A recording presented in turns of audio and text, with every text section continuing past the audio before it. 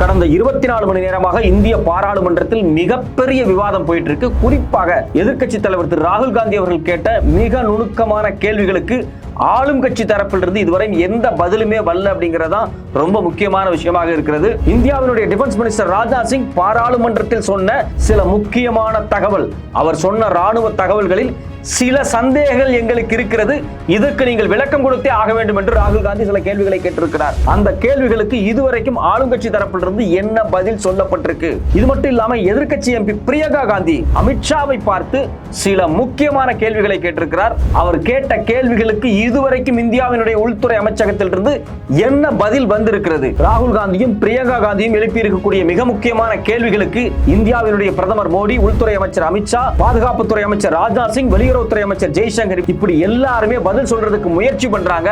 ஆனால் அவர்கள் சொல்லக்கூடிய அனைத்து பதில்களுமே ராகுல் காந்தியும் பிரியங்கா காந்தியும் கேட்கப்பட்ட கேள்விகளுக்கு வெளியே இருக்கிறது அப்படிங்கிறதா யதார்த்தமான உண்மையாக இருக்கிறது. ராகுல் காந்தி கேட்ட கேள்விகள் என்ன, பிரியங்கா காந்தி கேட்ட கேள்விகள் என்ன, இந்த கேள்விகளுக்கு ஏன் பாஜக அரசாங்கம் பதில் சொல்ல முடியாமல் திணறுகிறார்கள்? இதற்கு பின்னாடி இருக்கக்கூடிய அரசியல் என்ன? வணக்கம், இது தமிழ் குரல், நான் உங்கள் சத்யராஜ். கடந்த 24 மணி நேரமா இந்திய பாராளுமன்றத்தில் பயங்கர காரசாரமான ஒரு விவாதம் போயிட்டே இருக்கு. எதிர்க்கட்சிகள் தாறுமாறான கேள்விகளை ஆளும் கட்சியை பார்த்து கேட்டுக்கிட்டு இருக்காங்க. மோடி அரசாங்கத்தில் இருக்கக்கூடிய ஒவ்வொருத்தரும் தனித்தனியாக பதில் சொல்ல வேண்டிய நிலைமைக்கு வந்திருக்கிறாங்க. அதுல குறிப்பா பாத்தீங்கன்னா பிரதமர் மோடி பதில் சொல்ல வேண்டிய நிலைமைக்கு வந்திருக்கிறார். அது மட்டும் இல்லாம உள்துறை அமைச்சர் அமித்ஷா, பாதுகாப்புத்துறை அமைச்சர் ராஜ்நாத் சிங், அது மட்டும் இல்லாம வெளியுறவுத்துறை அமைச்சர் ஜெய்சங்கர், 4 பேருமே ராகுல் காந்தி கேட்ட பல கேள்விகளுக்கு பதில் சொல்ல முயற்சி பண்ணியிருக்கிறாங்க. ஆனா அவர் எக்ஸாக்டா கேட்ட எந்த கேள்விக்குமே இது வரைக்கும் பதில் வரல அப்படிங்கிறது தான் யதார்த்தமான உண்மையாக இருக்குது. இந்த ஆண்டினுடைய இந்த குளிர்கால கூட்டத்தொடர் பாராளுமன்றத்தில் துவங்கினதுல இருந்தே பிரச்சனை துவங்கிருச்சு. கிட்டத்தட்ட முதல் 4-5 நாட்கள் பார்த்தீங்க அப்படின்னா பீகாரில் நடந்துட்டு இருக்கக்கூடிய தேர்தல் ஆணையத்தினுடைய அந்த வாக்காளர் பட்டியல் மறுவரைவு இருக்கு பார்த்தீங்களா, ஸ்பெஷல் இன்டென்சிவ் ரிவிஷன், இதனாலேயே முடக்கப்பட்டுருச்சு பாராளுமன்றம். நேற்றுக்கு பார்த்தீங்க அப்படின்னா ஆபரேஷன் சிந்தூர் குறித்தான விவாதம் இரவு 1 மணி வரைக்கும் உச்சபட்சமான விவாதங்களாக போயிருக்கு. கிட்டத்தட்ட ஒரு 16 மணி நேரம் தொடர் விவாதங்கள் நடந்திருக்கு. ஆபரேஷன் சிந்தூர்ல ராகுல் காந்தி நிறைய கேள்விகளை முன்வைக்கிறார். அந்த கேள்விகளுக்கு ஆளும் கட்சியிலிருந்து பதில் சொல்ல முயற்சிகள் நடந்து கொண்டே இருக்கிறது. அதனால பார்த்தீங்கன்னா பெரிய பதட்டமே பாராளுமன்றத்துக்குள்ள உருவாயிட்டு இருக்கு. இதுல குறிப்பா இந்த விவாதத்தினுடைய துவக்கம் எங்க வருது அப்படின்னா, ராஜ்நாத் சிங், அதாவது இந்தியாவினுடைய டிஃபென்ஸ் மினிஸ்டர் ராஜ்நாத் சிங் பேச ஆரம்பிச்சார். ஆபரேஷன் சிந்தூரை பத்தி ஏற்கனவே இது ஷெட்யூல் பண்ணிருந்துச்சு. இந்த குளிர்கால கூட்டத்தொடரில் நாம இது குறித்து ஒரு டீட்டெயிலான விவாதம் பண்ணணும் அப்படிங்கிறது ஏற்கனவே பிளான்டு பிசினஸ் கமிட்டியில பாராளுமன்ற விவாதத்தில் இருந்துச்சு. அந்த விவாதம் துவங்கின உடனேயே ராஜ்நாத் சிங் சில விஷயங்களை பேசுறாரு. அப்படி ராஜ்நாத் சிங் பேசக்கூடிய சில விஷயங்கள் மோடி பேசக்கூடிய விஷயங்களுக்கு முரணாக இருக்கிறது. இன்னும் ரொம்ப துல்லியமா சொல்ல போனா பிரதமர் மோடி சொன்ன சில விளக்கங்கள் இருக்கு பாத்தீங்களா, அந்த விளக்கங்களுக்கு நேர்மாறான விளக்கங்களை ராஜ்நாத் சிங் சொல்லி மாட்டிக்கிட்டாரு. இன்னும் சொல்ல போனா மோடியை மாட்டி விட்டுட்டாரா அப்படிங்கிற கேள்வியும் வருது. முதல்ல பாத்தீங்க அப்படின்னா பிரதமர் மோடி அவர் என்ன பேசுறாரு அப்படின்னா, தொடர்ச்சியாக அமெரிக்காவினுடைய ஜனாதிபதி 29 முறை இந்தியாவுக்கும் பாகிஸ்தானுக்கும் இடையில் நடந்த இந்த ஆபரேஷன் சிந்தூர் இருக்கு இல்லையா, இந்த போர் பதட்டத்தை நான் சொல்லி தான் நிறுத்தினாங்க. நான் வரி போடுவேன், அதாவது வரியை காட்டி ட்ரேடை காட்டி நான் மிரட்டினேன், அதனால இதை வித்ட்ரா பண்ணிட்டாங்க அப்படின்னு சொல்லி வெளிப்படையா 29 முறை சொல்லியிருக்கிறார் அவர். இப்போ சமீபத்தில் 4 நாளைக்கு முன்னாடி கூட சொன்னார் அவர். ஸோ அப்போ 29 முறை அவர் தொடர்ச்சியாக இந்தியா பாகிஸ்தான் யுத்தத்தை நான் நிறுத்தினேன் அப்படின்னு சொல்லிக்கிட்டே இருந்தார் இல்லையா. இது குறித்து ஒரு மையமான ஒரு கேள்வி எழுந்துச்சு. பிரதமர் மோடி பேசும்போது என்ன சொல்றாரு அப்படின்னா, என் கூட யாரும் பேசல, நான் யாரு சொல்லியுமே இந்த போரை நிறுத்தல. அதுல இன்னும் ரொம்ப குறிப்பா அவர் என்ன சொல்ல வர்றாருன்னா, ஜேடி வான்ஸ், அதாவது அமெரிக்காவினுடைய துணை ஜனாதிபதி என்கிட்ட பேசுறதுக்கு முயற்சி பண்ணாரு. 2-3 முறை கால் பண்ணாரு. அப்ப நான் ராணுவ அதிகாரிகளோட ஆலோசனை இருந்தனால அவர்கிட்ட பேச முடியல. திரும்பி நான் கால் பண்ணும்போது அவர் எனக்கு சொன்னாரு, பாகிஸ்தான் மிகப்பெரிய தாக்குதல் உங்க மேல நடத்த போகுது அப்படின்னு மட்டும் சொன்னாரு. அதுக்கு எப்படிப்பட்ட எதிர்ப்பையும் நாங்க கொடுக்க தயாராக இருக்கிறோம், எந்த ஒரு தாக்குதல் நடந்தாலும் சரி நாங்க திருப்பி அடிக்க தயாரா இருக்கோம் அப்படின்னு நான் சொன்னேன் அப்படின்னு சொல்லி பிரதமர் மோடி பேசுறாரு. அவருடைய பேச்சினுடைய சாரம் என்ன அப்படின்னா, ஒட்டுமொத்தமாக ஆபரேஷன் சிந்தூர் அப்படிங்கிறது எங்களால் திட்டமிடப்பட்டு 4 நாட்களில் நாங்களே தன்னிச்சையாக அதை முடிச்சுக்கிட்டோம், அது மட்டும் இல்லாம பாகிஸ்தான் எங்கள்கிட்ட கெஞ்சுறாங்க அப்படிங்கிற மாதிரி அவர் சொல்லி முடிச்சுட்டாரு. ராகுல் காந்தி இது குறித்து பல கேள்விகளை முன்வைக்கிறார். அவரோட கேள்வியினுடைய மையம் எங்க இருக்கு அப்படின்னா, ராஜ்நாத் சிங் சொன்ன ஒரு முக்கியமான வார்த்தை. அவர் தான் டிஃபென்ஸ் மினிஸ்டர், ராணுவத்துக்கு பொறுப்பாளர், ராணுவ ஆபரேஷன்ஸ்க்கு தலைமை தாங்கிறது அவர் தான்.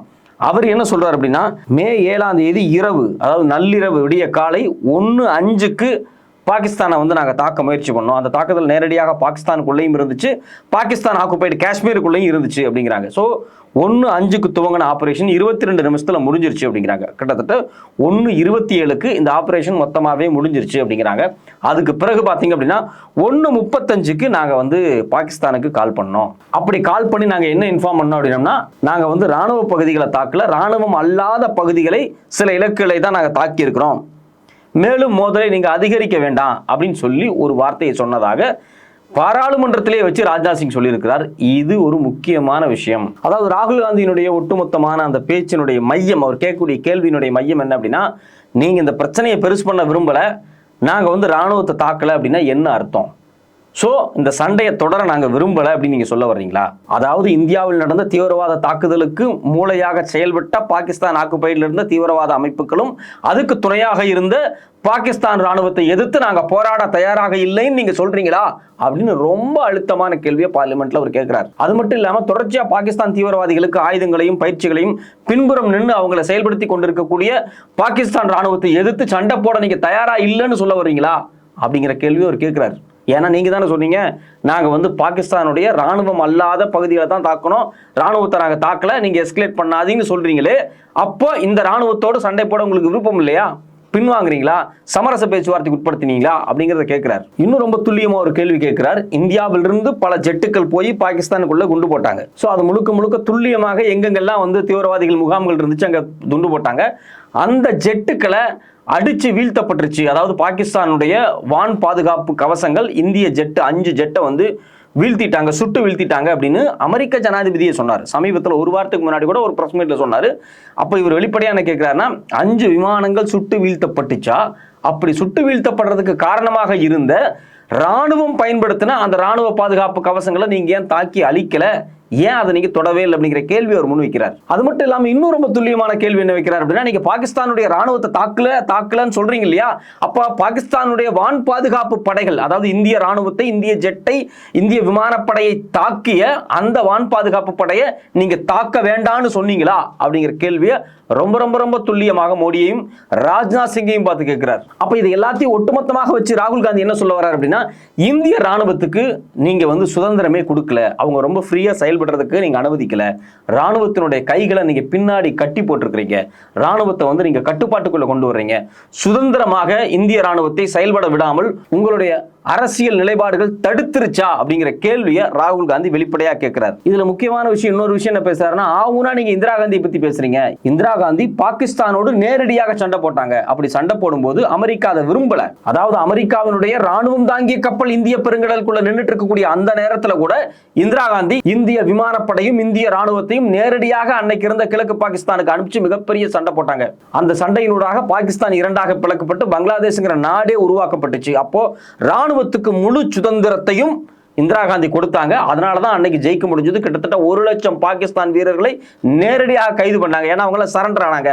இது எல்லாமே வந்து இந்திய வரலாற்றினுடைய பொன்னான நாட்கள். அப்போ இந்திய வரலாற்றில் இவ்வளவு பெரிய ராணுவ நடவடிக்கையை வந்து இந்திய ராணுவம் செஞ்சிருக்கும் போது, ஏன் அப்படின்னா அந்த இந்திய ராணுவத்துக்கு கொடுக்கப்பட்ட சுதந்திரம், இந்திரா காந்தி கொடுத்த அந்த சுதந்திரத்தை நீங்க கொடுக்கல, நீங்க இந்திரா காந்தியோடு உங்களை வந்து கம்பேரே பண்ணக்கூடாது அப்படின்னு சொல்லி ராகுல் காந்தி வந்து பாராளுமன்றத்திலையும் முழங்கி இருக்கிறார். இது மட்டும் இல்லாம ராகுல் காந்தி இன்னொரு விஷயம் என்ன சொல்ல வர்றாரு அப்படின்னா, 3 மாதத்துக்கு முன்னாடியே நான் வந்து உங்களை வந்து எச்சரிக்கை செஞ்சேன், நீங்க உங்களுடைய டிப்ளமசி சரியா இல்லாதனால பாகிஸ்தானும் சைனாவும் நேரடியாக மிக நெருக்கமாக மாறிக்கிட்டு இருக்காங்க. இன்னைக்கு சைனாவினுடைய பெரும்பாலான ராணுவ உபகரணங்கள் வந்து நேரடியாக பாகிஸ்தானுக்கு கொடுக்கப்பட்டு இருக்கு. ஒரு எக்கனாமிக்கல் டை அவங்களுக்குள்ள வருது, டிப்ளமசி வருது. இது மாதிரி அவங்கள வந்து ஒரு லைன்ல நிக்க வைக்கிற வேலையை வந்து உங்களுடைய டிப்ளமசி பார்த்திருக்கு.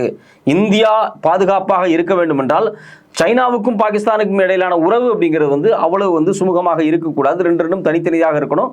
அதுதான் டிப்ளமசியில் ரொம்ப ரொம்ப முக்கியமானது. ஆனா உங்களுடைய, அதாவது மோடி அரசாங்கத்தினுடைய வெளியுறவுத்துறை கொள்கையில் இருக்கக்கூடிய மிக மோசமான பாதிப்பால் அவங்க 2 பேரும் ஒரு அணியில நிக்கிறதுக்கான வேலைகள் நடந்துருச்சு. இது இந்தியாவுக்கு மிகப்பெரிய ஆபத்து, இதை செஞ்சதே நீங்க தான் அப்படிங்கிற மாதிரி பாராளுமன்றத்திலேயே வச்சு இந்தியாவினுடைய வெளியுறவுத்துறை அமைச்சகத்தையும் மோடியையும் பார்த்து ராகுல் காந்தி மிக காட்டமான கேள்வி எழுப்பி இருக்கிறார். அது மட்டும் இல்லாம அதே பாராளுமன்றத்தில் பிரியங்கா காந்தி சில முக்கியமான கேள்விகளை கேட்டிருக்கிறாங்க. அவங்க கேட்ட கேள்வி இன்னும் ரொம்ப அதிர்ச்சியா இருக்கு. அவங்க என்ன கேட்கிறாங்க அப்படின்னா, இந்தியாவுக்கு உள்ள வந்து கடந்த ஏப்ரல் 22ஆம் தேதி தீவிரவாதிகள் இந்திய மக்களை, இந்திய குடிமக்களை சுட்டு கொண்டிருக்கிறாங்க. கிட்டத்தட்ட 29 பேர்த்த பஹல்காம்ல சுட்டு கொண்டாங்க. அப்படி சுட்டுக் கொள்வதற்கு மிக முக்கியமான காரணமாக இருந்தது நம்மளுடைய உளவு பிரிவினுடைய தோல்வி. ஏன்னா இப்படி ஒரு விஷயம் நடக்க போகுது, இவ்வளவு பேர் இந்தியாவுக்கு உள்ள வந்து மக்களை சுட போறாங்க அப்படின்னு உளவு சரியாக பார்க்கப்படவில்லை. உளவு செய்திகளை சரியா பார்த்து மக்களை பாதுகாத்திருக்கணும். அது மட்டும் இல்லாம அங்க மிகப்பெரிய செக்யூரிட்டி லேப்ஸ் இருந்துச்சு பஹல்காம்ல. குறிப்பாக அந்த வேலி பகுதியில் பார்த்தீங்க அப்படின்னா ராணுவம் இல்லை, சிஆர்பிஎஃப் இல்லை, போலீஸ் இல்லை, யாருமே இல்லை. ஸோ அப்போ இது இந்தியாவினுடைய உளவு பிரிவினுடைய பாதுகாப்பு பிரிவினுடைய மிகப்பெரிய தோல்வி. நீங்கள் ஐபிஓ இல்லை ஆர்ஏடபிள்யூலேருந்தோ யாரை நீங்கள் ரிசைன் பண்ண வச்சீங்க?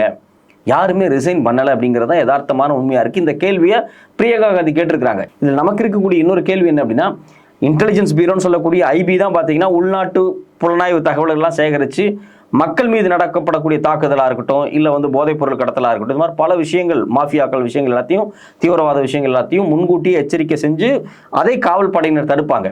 ஆனால் இதில் மிகப்பெரிய தோல்வி அடைஞ்சிருக்கு. இப்படி தோல்வி அடைஞ்சிருக்கக்கூடிய இந்த நேரத்தில் ஐபியினுடைய டைரக்டருக்கு, அதாவது இன்டெலிஜென்ஸ் பியூரோவினுடைய உளவு பிரிவினுடைய தலைவருக்கு 1 ஆண்டுகள் பதவியை நீங்க ஏன் எக்ஸ்டெண்ட் பண்ணியிருக்கிறீங்க அப்படிங்கிற கேள்வியும் நமக்கு வருது. இது குறித்து பார்த்தீங்கன்னா ஏற்கனவே திரிணாமுல் காங்கிரசினுடைய மிக முக்கியமான ஒரு எம்பி பாராளுமன்றத்தில் இந்த கேள்வியை கேட்டார். ஆனால் இது வரைக்கும் பார்த்தீங்கன்னா மோடி அரசாங்க தரப்பிலிருந்து ஏன் ஐபி டைரக்டருக்கு நாங்கள் 1 வருஷம் எக்ஸ்டென்ஷன் கொடுத்தோங்கிற குறித்து வாயே திறக்கல. இது மட்டும் இல்லாமல் இன்னொரு முக்கியமான கேள்வி வெளிப்படையாக என்ன கேட்டிருக்காங்க அப்படின்னா, ஐநாவினுடைய ஆன்டி டெரரிசம் கமிட்டி இருக்கு இல்லையா, யுனைடெட் நேஷனுடைய செக்யூரிட்டி கவுன்சில் இருக்கக்கூடிய ஆன்டி நேஷனல் டெரரிஸ்ட் கமிஷன்ல எப்படி பாகிஸ்தான் அதுக்கு வைஸ் சேர்மனா வந்துச்சு?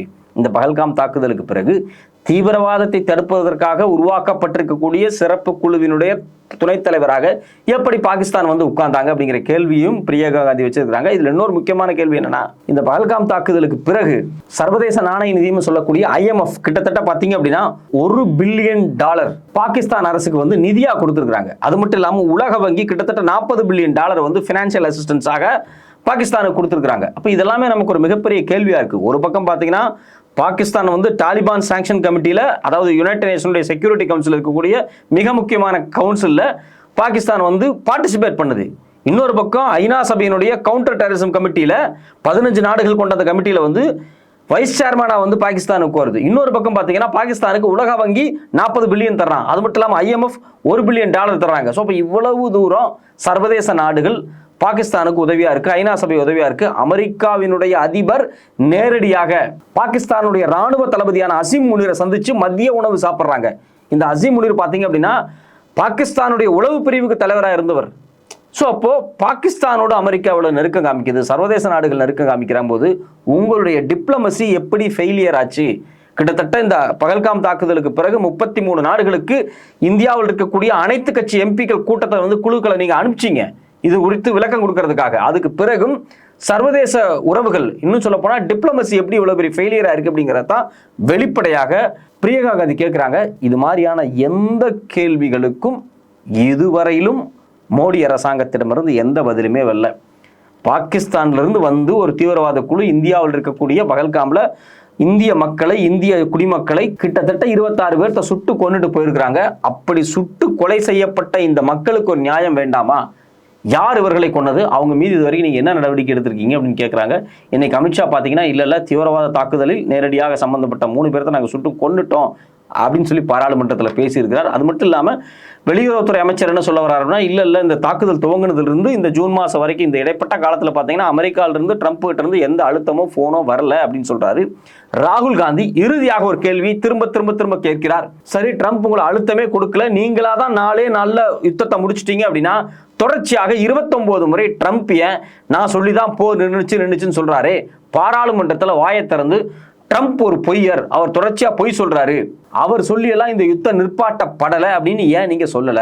அது மட்டும் இல்லாம இந்தியாவினுடைய ஜெட்டு கிட்டத்தட்ட 5 விமானங்களை பாகிஸ்தான் சுட்டு வீழ்த்தி இருக்குன்னு ட்ரம்ப் சொன்னாரே, அது பொய், அவர் தொடர்ச்சியாக இந்திய ராணுவம் குறித்து பொய் பேசுறார் அப்படின்னு ஏன் நீங்க பாராளுமன்றத்தில் வெளிப்படையா இதுவரைக்கும் பேசவே இல்லை? குறிப்பாக ட்ரம்பினுடைய எந்த வாசகம் குறித்தும் இதுவரைக்கும் மோடி இந்திய பாராளுமன்றத்தில் ஏன் பேசாம இருக்கிறார்? இந்த மௌனம் சில சந்தேகங்களை எழுப்புகிறது அப்படின்னு ராகுல் காந்தி கேட்கிறார். அந்த எந்த கேள்விகளுக்கும் இதுவரைக்கும் மோடி தரப்பிலிருந்தோ இல்ல ராஜ்நாத் சிங் தரப்பிலிருந்தோ இதுவரைக்கும் எந்த பதிலுமே வரல அப்படிங்கிறதா யதார்த்தமான உண்மையா இருக்கு. பொறுத்திருந்து பார்ப்போம். இன்னும் இந்த குளிர்கால கூட்டத்தொடர் நடக்கப் போகிறது. அதிலிருந்து எதிர்க்கட்சிகளினுடைய கேள்விகளுக்கு ஆளும் கட்சி பதில் சொல்கிறார் என்றது பார்ப்போம்.